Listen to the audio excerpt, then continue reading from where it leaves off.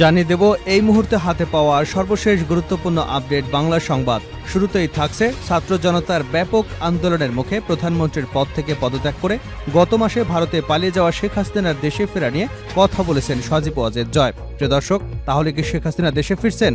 কি বলেছেন সজীব ওয়াজেদ জয় জানাবো বিস্তারিত, সঙ্গে থাকুন।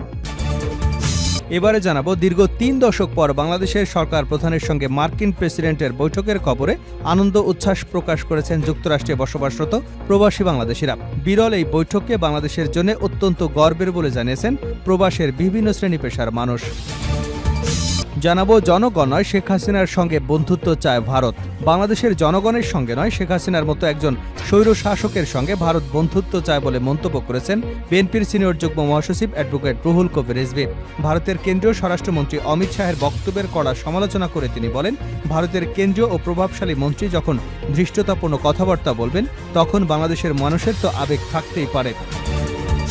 এদিকে সাকিব আল হাসানকে গ্রেপ্তার করা নিয়ে নতুন করে যা বলেন আসিফ নজরুল। গত ৫ আগস্ট পতন হয় শেখ হাসিনা সরকারের। পতনের আগে জাতীয় সংসদ নির্বাচনে মাগুরা ১ আসন থেকে সংসদ সদস্য হয়েছিলেন বাংলাদেশের জাতীয় ক্রিকেট দলের খেলোয়াড় সাকিব আল হাসান। শেখ হাসিনা সরকারের পতনের পর গত ২২ আগস্ট রাতে সাকিবের নামে একটি হত্যা মামলা হয়। সাকিব আল হাসানকে মামলার ২৮ নম্বর এজাহার নামেও আসামি করা হয়েছে। জানিয়ে দেব পূজা মণ্ডপের নিরাপত্তায় সর্বোচ্চ সতর্ক থাকবে পুলিশ, ডিএমপি কমিশনার। দেশের সব পূজা মণ্ডপের নিরাপত্তায় পুলিশ সর্বোচ্চ সতর্ক থাকবে বলে জানিয়েছেন ঢাকা মেট্রোপলিটন পুলিশ ডিএমপির কমিশনার মোহাম্মদ মইনুল হাসান। আজ বুধবার ডিএমপির হেডকোয়ার্টার্সের সম্মেলন কক্ষে শারদীয় দুর্গাপূজা উপলক্ষে নিরাপত্তা, আইনশৃঙ্খলা এবং ট্রাফিক ব্যবস্থাপনা সংক্রান্ত সভায় সভাপতিত্বকালে তিনি এমন মন্তব্য করেছেন। এবং সর্বশেষ জানাবো আন্তর্জাতিক সংবাদ। ২৪ ঘণ্টায় গাজায় ৫৩ ফিলিস্তিনিকে হত্যা করেছে ইহুদিবাদী ইসরায়েল। প্রায় প্রতিদিনই অবরুদ্ধ এই উপত্যকায় ইসরায়েলের হামলায় প্রাণ হারাচ্ছে নিরীহ ফিলিস্তিনিরা। রাফার উত্তরাঞ্চলে একটি বাড়িতে বোমা হামলার ঘটনায় এক নারী এবং তার ৫ সন্তান নিহত হয়েছে বলে খবর পাওয়া গেছে। এতক্ষণ শিরোনাম শুনছিলেন, এবার বিস্তারিত। প্রিয় দর্শক, আপনি যদি এই চ্যানেলে নতুন হয়ে থাকেন, ভিডিওটি দেখতে দেখতে চ্যানেলটি সাবস্ক্রাইব করে আমাদের সঙ্গেই থাকুন। আর এই ভিডিও সম্পর্কে আপনি আপনার মূল্যবান মতামতটি কমেন্ট বক্সে জানিয়ে দিন। আর হ্যাঁ প্রিয় দর্শক, জানিয়ে দিন ভিডিওটি কোথা থেকে দেখছেন। শেখ হাসিনার দেশে ফেরা নিয়ে যা জানালেন সজীব ওয়াজেদ জয়।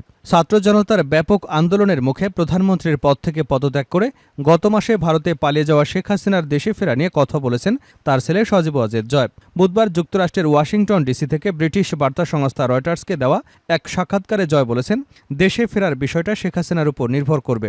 এর আগে গত মাসে রয়টার্সকে দেওয়া এক সাক্ষাৎকারে সজীব ওয়াজেদ জয় দাবি করেছিলেন যে শেখ হাসিনা দেশে ফিরে বিচারের মুখোমুখি হবেন এবং পরবর্তী নির্বাচনে আওয়ামী লীগ অংশ নিতে চায়। বাংলাদেশের গণ আন্দোলনের হত্যাকাণ্ডের ঘটনায় শেখ হাসিনার বিচার দাবি করেছেন শিক্ষার্থীরা। এমন প্রেক্ষিতে তিনি ওকথা বলেন। তবে শেখ হাসিনা দেশে ফিরবেন কিনা মঙ্গলবার জানতে চাওয়া হলে জয় বলেন, এটা তার সিদ্ধান্ত। এই মুহূর্তে আমি আমার দলের লোকজনকে নিরাপদে রাখতে চাই। ইউনূস সরকার তার উপর যে নিষ্ঠুরতা চালাচ্ছে সেটাকে আমি বিশ্ববাসীর কাছে তুলে ধরতে চাই। বাংলাদেশে আগামী ১.৫ বছরের মধ্যে নির্বাচন হওয়া উচিত বলে সেনাপ্রধান যে মন্তব্য করেছেন তাতে সন্তোষ প্রকাশ করেছেন সজীব ওয়াজেদ জয়। আওয়ামী লীগকে বাদ দিয়ে কার্যকর কোনো সংস্কার বা নির্বাচন সম্ভব নয়। নির্বাচন আয়োজনের সময় আরও আগেই প্রত্যাশিত ছিল বলেও মন্তব্য করেছেন তিনি। সোমবার রয়টার্সে প্রকাশিত এক সাক্ষাৎকারে সেনাপ্রধান ওয়াকারুজ্জামান বলেছেন, বাংলাদেশে ১.৫ বছরের মধ্যেই গণতান্ত্রিক প্রক্রিয়ার উত্তরণ হওয়া উচিত বলে মনে করেন তিনি। তবে পরিস্থিতি যাই হোক না কেন তিনি ডক্টর মোহাম্মদ ইউনূসের নেতৃত্বাধীন অন্তর্বর্তী সরকারকে সমর্থন দিয়ে যাবেন। আর ওই বক্তব্যের প্রতিক্রিয়ায় মঙ্গলবার রয়টার্সকে দেওয়া সাক্ষাৎকারে সজীব ওয়াজেদ জয় বলেন, শেষ পর্যন্ত আমরা একটা সময়সীমা পেয়েছি, এতে আমি খুশি। কিন্তু আমরা দেখতে পাচ্ছি একটি অসাংবিধানিক অনির্বাচিত সরকার দেশে নানা সংস্কারের কথা বলছে, যা পরিস্থিতিকে আরও খারাপ করে তুলবে। শেখ হাসিনা পালিয়ে যাবার পর পুলিশ বাহিনী অকার্যকর হয়ে পড়লে সেনাবাহিনী গুরুত্বপূর্ণ ভূমিকা পালন করতে শুরু করে। তবে সজীব ওয়াজেদ জয় বাংলাদেশের সেনা অভ্যুত্থানের অতীত কিছু উদাহরণ তুলে ধরেন। তিনি বলেন, দেশের সবচেয়ে পুরনো এবং বৃহত্তম রাজনৈতিক দলকে বাদ দিয়ে কোনো গ্রহণযোগ্য সংস্কার বা নির্বাচন করা অসম্ভব। তার ভাষ্য, এটা অন্তর্বর্তী সরকারের উপর নির্ভর করছে যে তারা আওয়ামী লীগের সঙ্গে আলোচনা করবে নাকি তাদের মতো করে নির্বাচন আয়োজন করবে। জো বাইডেন ডক্টর ইউনূস বৈঠক, উচ্ছ্বাসিত প্রবাসীরা। দীর্ঘ ৩ দশক পর বাংলাদেশের সরকার প্রধানের সঙ্গে মার্কিন প্রেসিডেন্টের বৈঠকের খবরে আনন্দ উচ্ছ্বাস প্রকাশ করেছেন যুক্তরাষ্ট্রে বসবাসরত প্রবাসী বাংলাদেশিরা। বিরল এই বৈঠকে বাংলাদেশের জন্য অত্যন্ত গর্বের বলে জানিয়েছেন প্রবাসের বিভিন্ন শ্রেণী পেশার মানুষ। তারা জানিয়েছেন মাত্র ১ মাসের কিছু বেশি সময়ের মধ্যে মার্কিন প্রেসিডেন্টের সঙ্গে বৈঠক একটি নজিরবিহীন ঘটনা। এই বৈঠকই প্রমাণ করে আগামী দিনে যুক্তরাষ্ট্রের সঙ্গে বাংলাদেশের কূটনৈতিক সম্পর্ক কতটুকু গভীর হবে। বৈঠকের শুরুতে বাইডেন ইউনূসের আলিঙ্গনের ছবি এবং ভিডিও সোশ্যাল মিডিয়ায় ভাইরাল হয়ে যায় কিছুক্ষণের মধ্যেই। নিউ ইয়র্কের জ্যাকসন হাইটসের বাঙালিপাড়া থেকে শুরু করে কূটনৈতিক মহলে আলোচনার মূল বিষয়বস্তু ছিল দুই নেতার ঐতিহাসিক এই বৈঠক। প্রবাসীরা আশা করছেন যুক্তরাষ্ট্রের কাছে বাংলাদেশের দীর্ঘদিনে যেসব দাবি তা পূরণ হতে সময়ের ব্যাপার মাত্র, আর সেটা ডক্টর ইউনূসের নেতৃত্বেই সম্ভব। বাংলাদেশ সোসাইটি ইউএস এর সভাপতি আব্দুল রব মিয়া কালের কণ্ঠকে বলেন, ৩ দশকেরও বেশি সময় পর কোনো বাংলাদেশের সরকার প্রধানের সঙ্গে আনুষ্ঠানিক বৈঠক করেছেন মার্কিন প্রেসিডেন্ট। এটা বাংলাদেশি হিসেবে আমাদের জন্য গর্বের।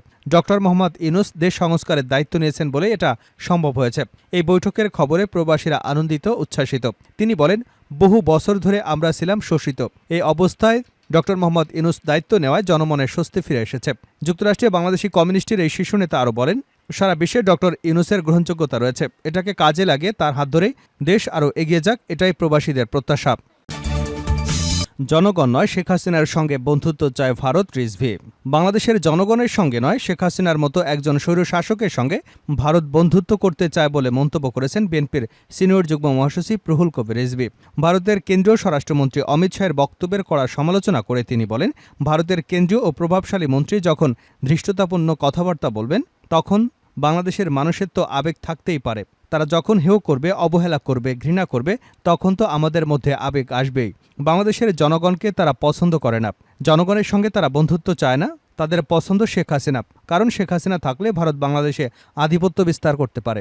বুধবার দুপুরে ঢাকা রিপোর্টার্স ইউনিটিতে বাংলাদেশ জাতীয়তাবাদী পল্লী চিকিৎসক অ্যাসোসিয়েশন আয়োজিত সংগঠনটির ১৬তম প্রতিষ্ঠা বার্ষিকী উপলক্ষে বিএনপির বিগত আন্দোলনে গুম খুন হওয়া ব্যক্তিদের আর্থিক অনুদান অনুষ্ঠানের প্রধান অতিথির বক্তব্যে এসব কথা বলেন।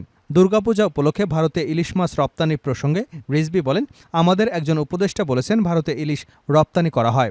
এখানে আবেগে কথা বললে হবে না।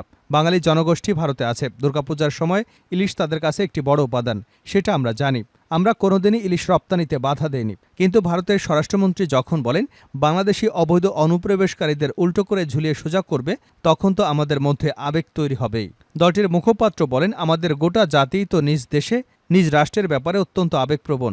ভারতে ইলিশ মাছ রপ্তানি হতেই পারে, কিন্তু ভারতের স্বরাষ্ট্রমন্ত্রীর বক্তব্যের পর আমি কেন বলবো না আমরা ইলিশ মাছ দেব না। সাকিবকে গ্রেপ্তার করা নিয়ে নতুন করে যা বললেন আসিফ নজরুল। গত ৫ আগস্ট পতন হয় শেখ হাসিনা সরকারের। পতনের আগে জাতীয় সংসদ নির্বাচনে মাগুরা ১ আসন থেকে সংসদ সদস্য হয়েছিলেন বাংলাদেশ জাতীয় ক্রিকেট দলের খেলোয়াড় সাকিব আল হাসান।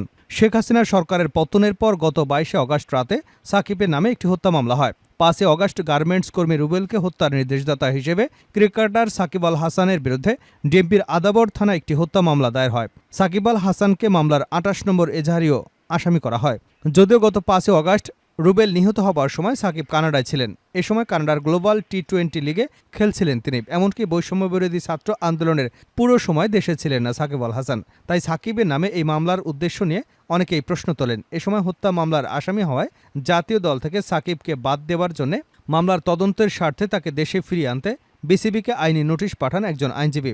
তখন বিবিসির সভাপতি ফারুক আহমেদ জানিয়েছেন, আদালতে দোষী প্রমাণিত হবার আগ পর্যন্ত সাকিবের খেলতে কোনো বাধা নেই। বিষয়টি নিয়ে তখন অন্তর্বর্তী সরকারের আইন উপদেষ্টা আসিফ নজরুল বলেছিলেন, সাকিবের বিরুদ্ধে শুধু মামলা হয়েছে, তারপরও এটা পুলিশ প্রশাসনের ব্যাপার। আমরা যতটুকু বলার চেষ্টা করেছি। মামলা বা এফআইআর হওয়া মানে তো গ্রেপ্তার নয়। আমার বিশ্বাস আমাদের স্বরাষ্ট্র মন্ত্রণালয় থেকে উদ্যোগ নেওয়া হবে যাতে অতি উৎসাহী হয়ে গ্রেপ্তার না করা হয়। বর্তমানে ভারতের বিপক্ষে সিরিজ খেলতে সেদেশে গেছেন সাকিব আল হাসান। এর আগে পাকিস্তানের বিপক্ষে সিরিজ শেষে দলের অন্য সবাই দেশে ফিরলেও সাকিব চলে যান ইংল্যান্ডে। ২৪ ঘণ্টায় গাজায় ৫৩ ফিলিস্তিনিকে হত্যা করেছে ইসরায়েল। গাজায় গত ২৪ ঘণ্টায় কমপক্ষে ৫৩ ফিলিস্তিনিকে হত্যা করেছে ইহুদিবাদী ইসরায়েলি বাহিনী। প্রায় প্রতিদিনই অবরুদ্ধ এই উপত্যকায় ইসরায়েলের হামলায় প্রাণ হারাচ্ছে নিরীহ ফিলিস্তিনিরা। রাফার উত্তরাঞ্চলে একটি বাড়িতে বোমা হামলার ঘটনায় ১ নারী এবং ৫ সন্তান নিহত হয়েছেন বলে খবর পাওয়া গেছে। এদিকে নুসেরাত শরণার্থী শিবিরে বিমান হামলার ঘটনায় কমপক্ষে ২ জন নিহত এবং আরও বেশ কয়েকজন আহত হয়েছে। এছাড়া গাজার উত্তরাঞ্চলে বেইত লাহিয়ার একটি বাড়িতে বিমান হামলার ঘটনায় ১ জন নিহত এবং আরও বেশ কয়েকজন আহত হয়েছেন। বেইত লাহিয়ার সামরিক অভিযান চালিয়ে বিশাল আকার কৃষিজমি ধ্বংস করে দিয়েছে ইসরায়েলি বাহিনী। সেখান থেকে আংশিক সেনা প্রত্যাহার করা হয়েছে বলে জানানো হয়েছে। এদিকে কাতারের আমির জানিয়েছেন, গাজায় গণহত্যা চালাচ্ছে ইসরায়েলি বাহিনী। জাতিসংঘের সাধারণ অধিবেশনে বিভিন্ন দেশের নেতারা গাজায় ইসরায়েলি বাহিনীর আগ্রাসনের নিন্দা জানিয়েছেন। গত ৭ অক্টোবর ইসরায়েলের সীমান্তে প্রবেশ করে আকস্মিক হামলা চালায় ফিলিস্তিনি স্বাধীনতাকামী সংগঠন হামাস। এরপরেই গাজায় পাল্টা আক্রমণ চালায় ইসরায়েল। প্রায় ১১ মাস ধরে গাজায় ধ্বংসযজ্ঞ চালাচ্ছে ইসরায়েলি সৈন্যরা।